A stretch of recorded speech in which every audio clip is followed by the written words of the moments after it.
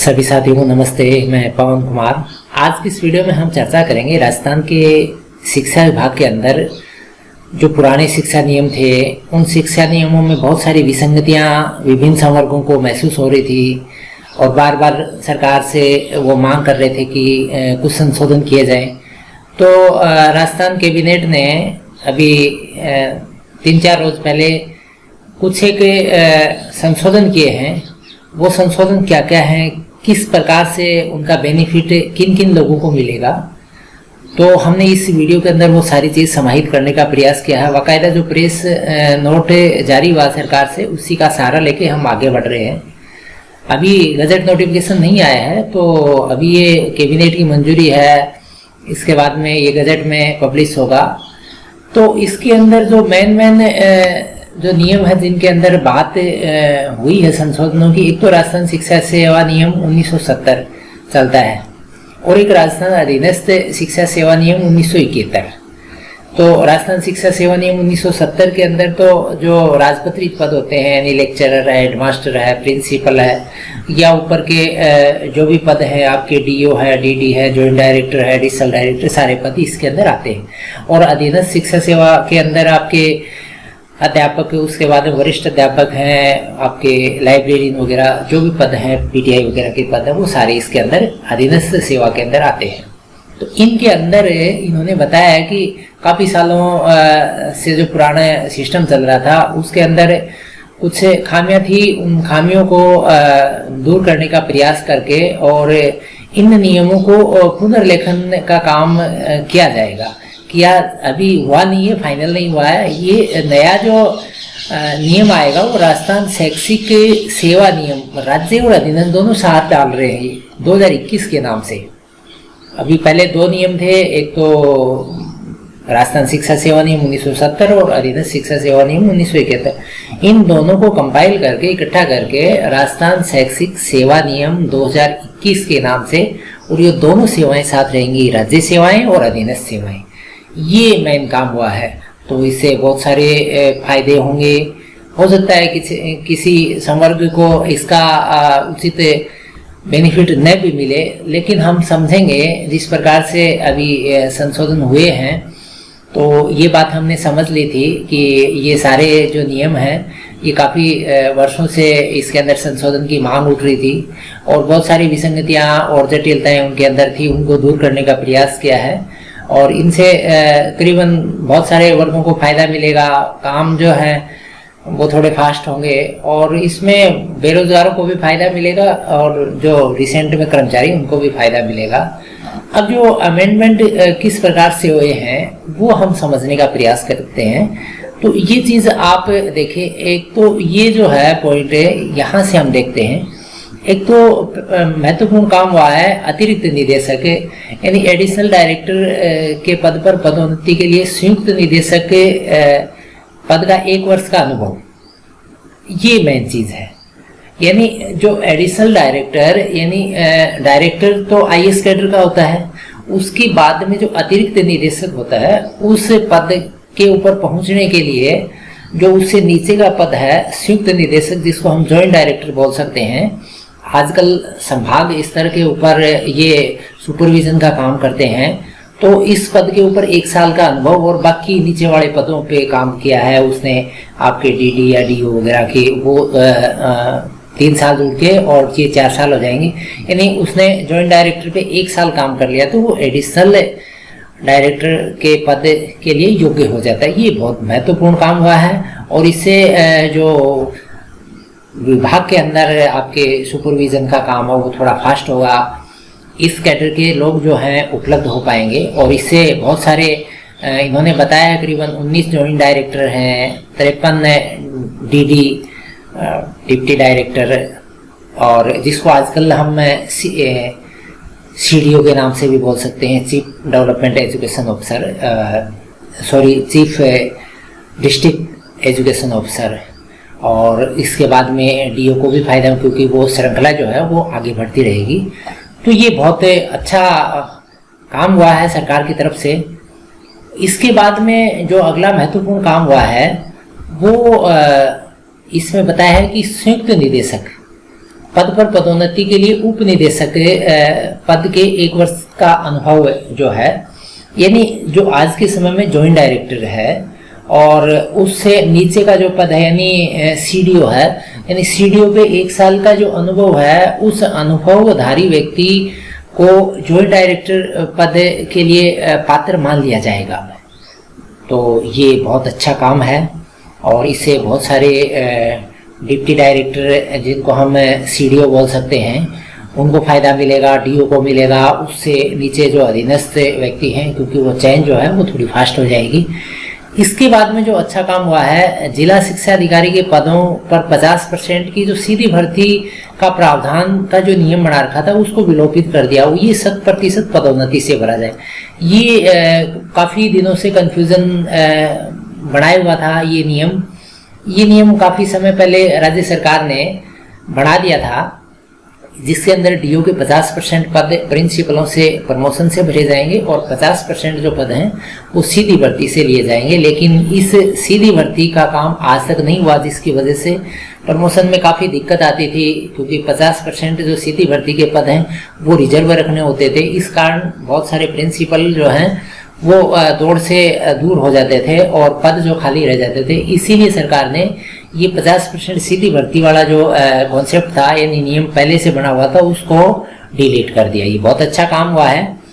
और इससे फायदा किसको मिलेगा? जो प्रिंसिपल कैडर के व्यक्ति हैं जो डीओ के लिए डीओ की पात्रता के अंदर शामिल हो रहे हैं, तो वो इसके अंदर लाभान्वित होंगे। तो अभी जो डीपीसी चल रही है उसके अंदर सभी पद जो हैं वो डीपीसी के द्वारा भर दिए जाएंगे। जो अभी सीधी भर्ती के पद जो हैं कोर्ट के आदेश के द्वारा एक बार रोक लिए गए थे, उन सभी पदों को वापस जो है पदोन्नति के द्वारा भरने का काम हो जाएगा। तो ये अच्छा काम हुआ है। तो करीबन इन्होंने बताया कि 323 प्रधानाचार्य और उससे निम्न पद वाले संबंधित कार्मिक इनको लाभ मिलेगा। एक सबसे महत्वपूर्ण जो काम हुआ है जिसकी काफ़ी समय से चर्चा होती आ रही है, प्रधानाचार्य और समकक्ष पद जो है उसके ऊपर जो पदोन्नति होके आते हैं वो 2 कैडर है। एक तो व्याख्याता है और एक प्रधानाध्यापक जिसको हम सेकेंडरी का हेडमास्टर बोलते हैं, वो दोनों प्रिंसिपल बनते हैं। और इसके लिए जो अनुपात अभी तैयार कर दिया 80-20 का, यानी 80% तो जाएंगे व्याख्याता से और 20% कहाँ से जाएंगे? हेडमास्टर से। ये काम कर दिया। अभी जो चल रहा था वो थोड़ा सा कम था, उसको थोड़ा सा बढ़ा के व्याख्याताओं को ज़्यादा पद दिए हैं इसके अंदर।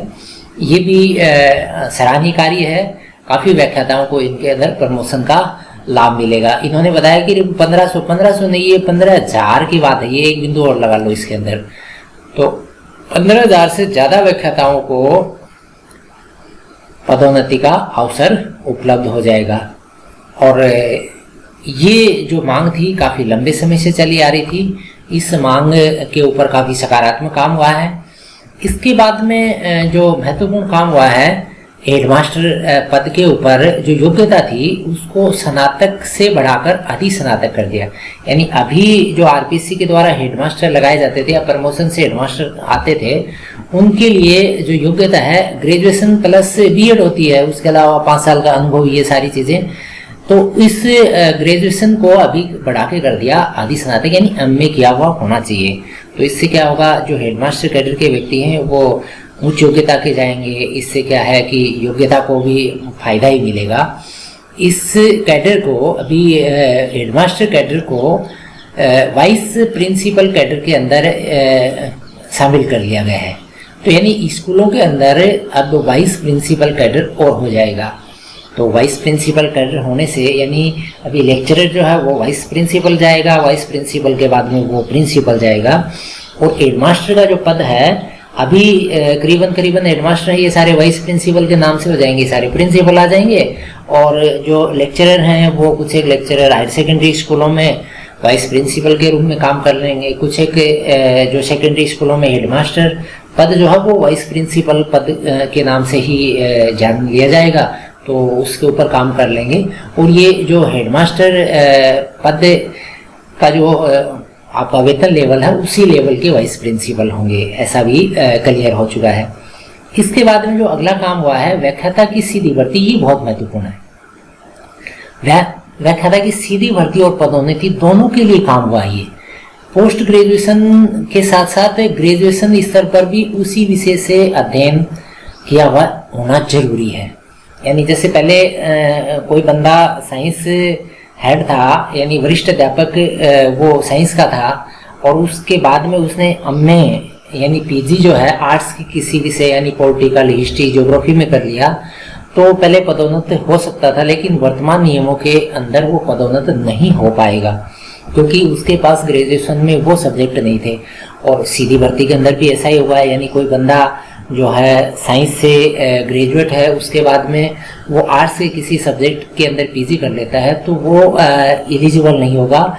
वो अपने ही विषय यानी जो उसके ग्रेजुएशन यानी बीएससी में जो विषय थे उसी विषय से वो पीजी करे और फिर वो उसी विषय के लेक्चरर के लिए तैयारी करे।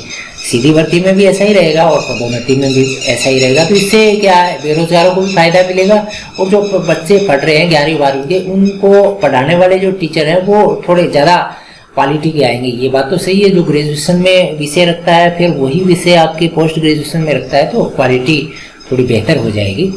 इसके बाद में जो अगला अमेंडमेंट हुआ वो व्याख्याता का पद आपके फिजिकल एजुकेशन के अंदर भी एनकैडर किया है। तो इससे करीबन 2 से 54 जो व्याख्याता मिल पाएंगे फिजिकल एजुकेशन के अंदर, और जो ज़्यादा नामांकन की स्कूलें हैं जहाँ पर ये पद सर्जित होंगे तो इससे जो सेकंड ग्रेड बीटीआई हैं उनको भी बेनिफिट मिलेगा, तो थर्ड ग्रेड है वो सेकंड ग्रेड में जाएंगे। तो ये जो चयन है ये थोड़ी फास्ट हो जाएगी, तो ये भी अच्छा कदम है। और इसके बाद में लाइब्रेरियन के अंदर भी वह लाइब्रेरियन ग्रेड प्रथम के पद को भी एनकैडर किया है। तो इसमें 41 पुस्तकालय अध्यक्ष मिल पाएंगे और ये जो बड़ी विद्यालय हैं उनके अंदर ये पद होंगे, और इसके अंदर आपके नीचे वाली श्रेणी जो है वो प्रमोट होगी, उनको भी बेनिफिट मिलेगा। तो सेकंड ग्रेड आपके लाइब्रेरियन है, थर्ड ग्रेड लाइब्रेरियन है, इनको पदोन्नति के ज़्यादा अवसर मिलेंगे। ये भी सराहनीय काम हुआ है। इसके साथ साथ में पुस्तकालय अध्यक्ष ग्रेड सेकंड, जो सेकंड ग्रेड लाइब्रेरियन थे उनके ऊपर कुछ रोक थी सीधी भर्ती और पदोन्नति की, वो भी हटाई। तो इससे भी बहुत सारे लोगों को फायदा मिलेगा। यानी जो थर्ड ग्रेड लाइब्रेरियन हैं और बेरोजगार हैं उनकी भर्तियां भी खुलेगी, थर्ड ग्रेड प्रमोट होकर सेकंड ग्रेड में जाएंगे और वो पद जो हैं सीधी भर्ती के द्वारा खुल पाएंगे। इसके साथ साथ में जो अगला अमेंडमेंट हुआ है वो आपकी पीटीआई थर्ड ग्रेड है, पुस्तकालय अध्यक्ष सेकंड ग्रेड और थर्ड ग्रेड, इनके जो योग्यताएं थी इनके ऊपर बहुत सारे संशय चलते थे। वो एनसीटी के जो मानदंड है जो ऑल इंडिया में चलते हैं उसी के अकॉर्डिंग कर दी है ये। तो इससे क्या होगा, जो फर्जी डिग्री लेके आपके पीटीआई या लाइब्रेरियन लग जाते थे उनके ऊपर अंकुश लग पाएगा। इसके साथ साथ में अगला जो अमेंडमेंट हुआ वो 6D का मामला था। जो प्राइमरी एजुकेशन से सेकेंडरी एजुकेशन में आते हैं उसके लिए सेटअप परिवर्तन में जो 3 साल का जो लोचा था उसको हटा ही दिया है।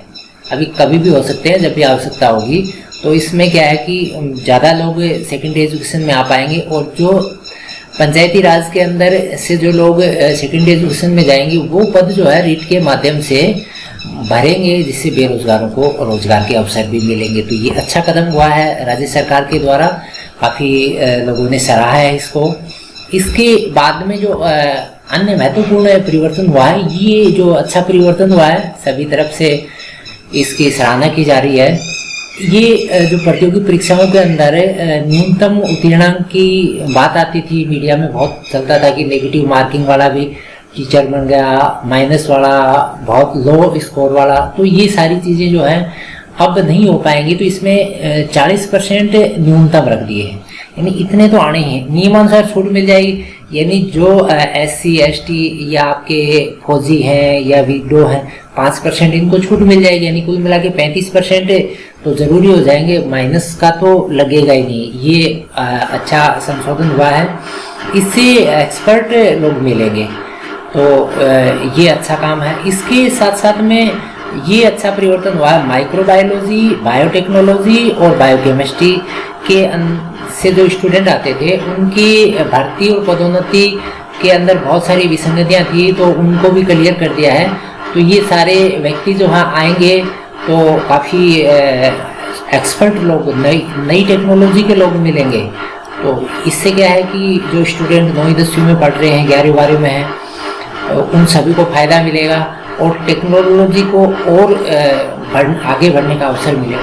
तो साथियों, ये जो परिवर्तन थे, इन परिवर्तनों से हो सकता है किसी को कम फायदा हुआ है, किसी को ज़्यादा हुआ है, किसी को हो सकता है कि एकदम हताशा हुई होगी, लेकिन कुल मिला के जैसी परिस्थितियों की मांग थी वैसे राज्य सरकार ने किए हैं और आवश्यकता के अनुसार सरकारों को ये काम करने भी होते हैं। तो ये वीडियो इसी उद्देश्य से हमने तैयार किया है। हम चाह रहे हैं कि एजुकेशन के जो नियमावली से जुड़े हुए वीडियो समय समय पर तैयार करके आप तक भेजते रहें। तो आप हमसे जुड़ जाए, चैनल को सब्सक्राइब कर लें, आप कमेंट बॉक्स में डालें किससे जुड़े हुए वीडियो बनाएं। तो हम प्रयास करेंगे ऐसे वीडियो जल्द से जल्द, कोई भी नई चीज़ आती है तो वो आप तक तैयार करके भेज दें। आप वीडियो में प्रारंभ से अंत तक जुड़े रहे। पुनः आपका धन्यवाद, शुक्रिया।